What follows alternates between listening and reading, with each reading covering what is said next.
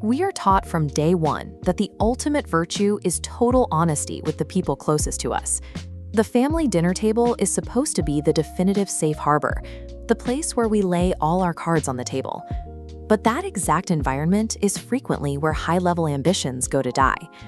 You bring a massive, highly risky idea to that table, and the immediate response is almost always a plea to play it safe, lower your sights, and stick to the secure path. This reaction is driven by biology, not malice. Families operate on emotion and protective love. They prioritize your immediate physical and financial safety far above your potential for greatness. To survive this well-intentioned suppression, we have to step outside modern psychology and apply 16th century political strategy to modern domestic life. Niccolo Machiavelli observed a brutal reality in the halls of power. A ruler's greatest vulnerability rarely comes from a declared enemy. The most potent threat is the unintended interference of closest allies. Because family operates on emotion and high-level ambition requires cold logic, treating your life like an independent sovereign state becomes a structural requirement. Withholding certain information from them is a strategic necessity, not a betrayal. The first rule is strict information control. Filter what you share. Announcing an audacious goal prematurely means family evaluates it on current capabilities. They break the idea down. This anxiety infects your mindset, draining the cognitive energy needed to execute. The same logic applies to your finances. Revealing your exact income creates immediate, silent friction. If you make significantly more, unspoken expectations rise. If you make less, relentless comparisons begin. Money inevitably alters the emotional dynamic. A true leader operates with a degree of deliberate opacity. You show them the finished product, the final outcome. You do not invite them into the messy, uncertain process of getting there. There is also a strict tactical necessity for emotional armor. Exposing your deepest, rawest insecurities provides ammunition that is almost impossible to recall once it is out in the open. Families are human. When you broadcast your specific fears, those weaknesses become attached to your identity.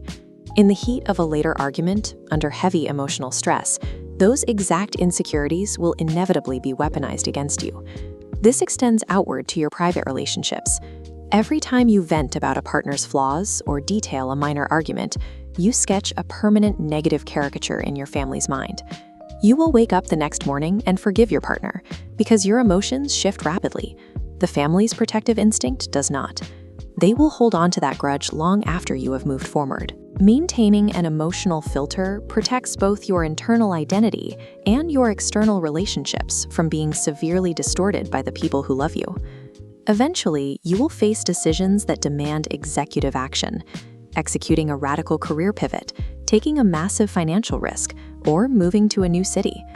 The natural instinct is to seek consensus, to test the waters and ask for permission. But by doing that, you actively invite their anxiety into a process requiring absolute, unwavering conviction. A sovereign ruler does not govern by committee when the stakes are absolute. You make the calculation, you accept the risk, and you make the move in total silence. This requires carrying a heavy psychological burden.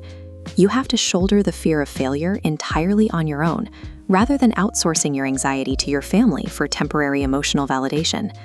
Executing those critical moves without consulting anyone is the defining threshold. It is the exact moment an individual stops operating as a reactive subordinate and becomes the self-sovereign director of their own life. Setting these rigid boundaries often triggers immense guilt, but selectively holding back information is not arrogance, and it is certainly not deception. It is the definition of psychological maturity. You can warp your shape to accommodate the fears of your environment, or build a foundation of absolute strategic independence. True autonomy relies on the power of selection. You hold ultimate authority over what to share and who accesses your internal reality. You can honor your family, support them, and love them deeply, without surrendering your mental sovereignty to them. Your affection and your respect can always be public, but to actually achieve something great,